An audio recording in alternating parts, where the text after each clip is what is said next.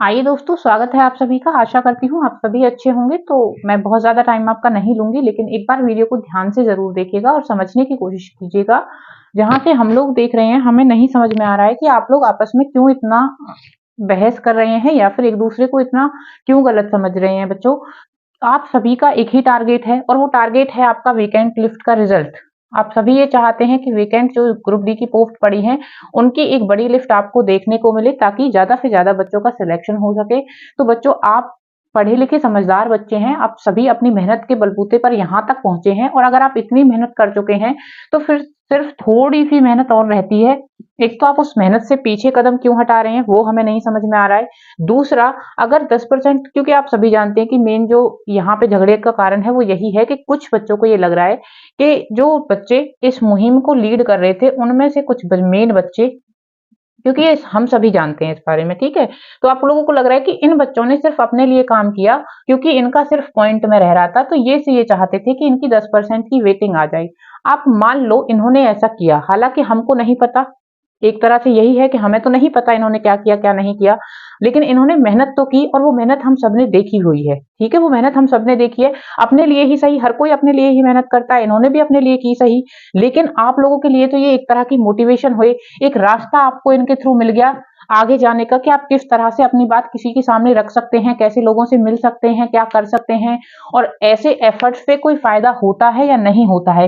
अब रिजल्ट तो आपके सामने है कि अगर 10% वाले अपने लिए मेहनत करके इस टारगेट पर पहुंच गए अपने पर, कि उन्होंने 10% के लिए तो एटलीस्ट हाँ करवा ली और जनवरी में ऑफिशियली अनाउंस भी हो चुका है कि आपकी लिस्ट लग जाएगी।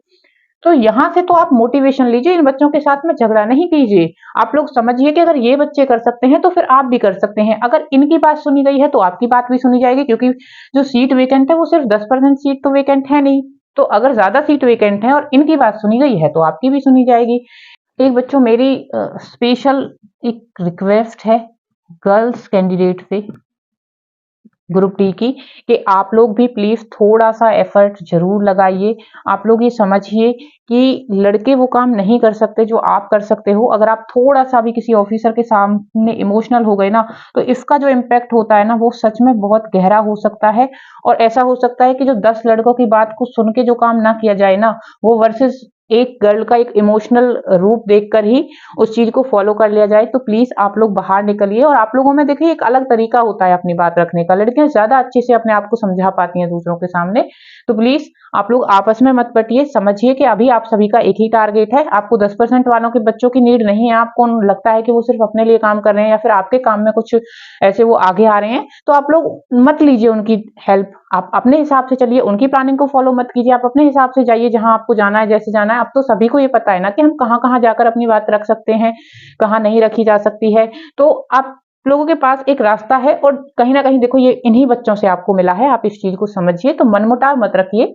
कोशिश कीजिए अपनी यूनिटी को बनाए रखने की, क्योंकि ऐसा ना हो कि आपकी यूनिटी ना होने की वजह से इस चीज का फायदा आप कोई और ही उठा ले जाए। आप सभी ने दो बिल्लियों की कहानी सुनी है जिसमें बंदर उनकी रोटी ले जाता है और उनके हाथ कुछ नहीं लगता है। तो moral of the story real में भी यही होता है कि कभी भी झगड़ों का जो नतीजा होता है वो किसी के लिए भी अच्छा नहीं होता है। तो कहीं ऐसा ना हो कि इसका खामियाजा आप सभी को भुगतना पड़े।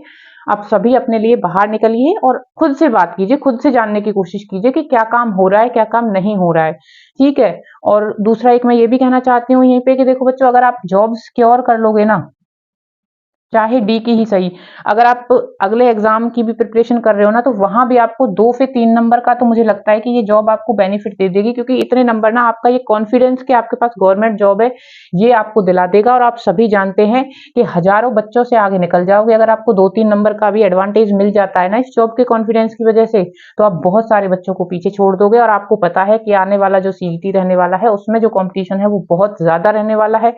दूसरा, क्वालिफाई नेचर भी नहीं हुआ है, सिर्फ 10 गुना है। और एक और बात भी ध्यान में रखिएगा कि जितनी नंबर ऑफ वैकेंसीज इस वाले सीईटी में थी वो नेक्स्ट में किसी हालत में नहीं आएंगी। तो इस चीज को भी कंसीडर कीजिएगा। आप ये ध्यान रखिएगा कि जहां 5,000 क्लर्क की पोस्ट थी तो 4 गुना भी किया तो देखो 20,000 बच्चों को मौका मिला। लेकिन बड़ी वैकेंसी इस वाले सीईटी के थ्रू आपकी नंबर ऑफ पोस्ट नहीं आएंगी। टोटल हो सकता है कि बढ़ जाए, ठीक है, टोटल बढ़ सकता है, लेकिन नंबर ऑफ वैकेंसी एक पर्टिकुलर पोस्ट के लिए बहुत ज्यादा नहीं आएंगी। तो आप लोग सभी चीजों को ध्यान में रखिए और देखिए कि वक्त फिलहाल आपसे क्या मांग रहा है, क्या आपको करना चाहिए। अपने लिए बाहर जरूर निकलिए एक बार। थैंक यू, इतना ही कहना चाहूंगी। मिलते हैं।